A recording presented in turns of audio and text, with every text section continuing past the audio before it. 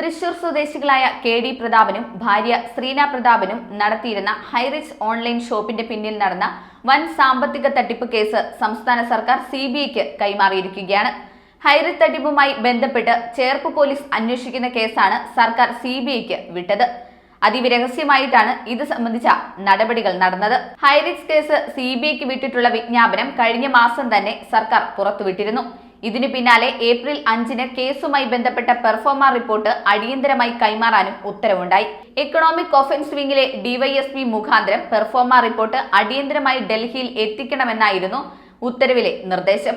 നേരത്തെ ഹൈറിച്ച് കേസുമായി ഇഡി റെയ്ഡിനെത്തുന്ന വിവരങ്ങളടക്കം പ്രതികൾക്ക് ചോർന്നു കിട്ടിയിരുന്നു.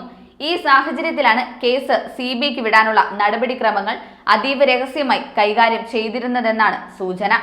ഹൈറിച്ച് കേസിന് പുറമെ കൊച്ചി കേന്ദ്രീകരിച്ച് നടന്ന മാസ്റ്റേഴ്സ് ഫിൻസർവ് സാമ്പത്തിക തട്ടിപ്പ് കേസും സംസ്ഥാന സർക്കാർ സിബിഐക്ക് വിട്ടിട്ടുണ്ട്.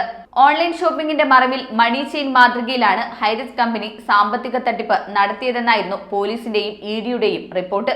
ഏകദേശം 1630 കോടി രൂപയുടെ സാമ്പത്തിക തട്ടിപ്പാണ് ഹൈറിച്ച് കമ്പനി നടത്തിയിരുന്നതെന്നായിരുന്നു പോലീസ് റിപ്പോർട്ടിൽ സൂചിപ്പിച്ചിരുന്നത്. ഇഡി നടത്തിയ അന്വേഷണത്തിലും കോടികളുടെ സാമ്പത്തിക തട്ടിപ്പ് നടന്നതായി കണ്ടെത്തി.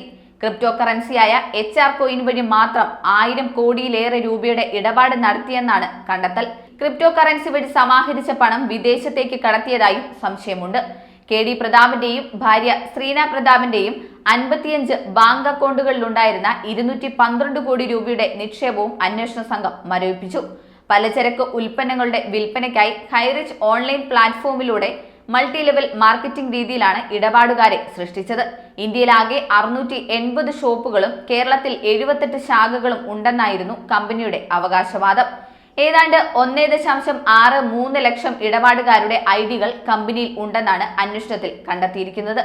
ഇടപാടുകാരുടെ എണ്ണം പെരുപ്പിച്ചു കാട്ടാൻ ഒരു ഇടപാടുകാരന്റെ പേരിൽ തന്നെ 50ഓളം ഐഡികൾ സൃഷ്ടിച്ചതായും അന്വേഷണത്തിൽ വ്യക്തമാക്കിയിരുന്നു. കൊച്ചി കാക്കനാട് ആസ്ഥാനമായി പ്രവർത്തിച്ചിരുന്ന മാസ്റ്റേഴ്സ് ഫിൻസർവ് എന്ന സ്ഥാപനത്തിന്റെ മറവിൽ നടന്ന കോടികളുടെ നിക്ഷേപ തട്ടിപ്പും ഇതോടൊപ്പം അന്വേഷിക്കുന്നുണ്ട്. ഓഹരി വിപണിയിൽ പണം മുടക്കിയാൽ വൻ ലാഭം കൊയ്യാം എന്ന വാഗ്ദാനം ചെയ്ത് 2018 ജൂൺ 25 മുതൽ 2022 ജൂലൈ 7 വരെയുള്ള സമയത്തായിരുന്നു ഈ തട്ടിപ്പ് നടന്നത്. കേസിനെ തുടർന്ന് സ്ഥാപന ഉടമകളായ എബിൻ വർഗീസ്, ഭാര്യ ശ്രീരഞ്ജിനി എന്നിവർ ദുബായിലേക്ക് കടന്നിരുന്നു. ഇരുവരെയും പിന്നീട് ഡൽഹിയിൽ നിന്ന് പോലീസ് അറസ്റ്റ് ചെയ്തു. കേരള പോലീസ് രജിസ്റ്റർ ചെയ്ത വിവിധ FIRകളുടെ അടിസ്ഥാനത്തിൽ സംഭവത്തിൽ ഇഡിയും അന്വേഷണം ആരംഭിച്ചിരുന്നു.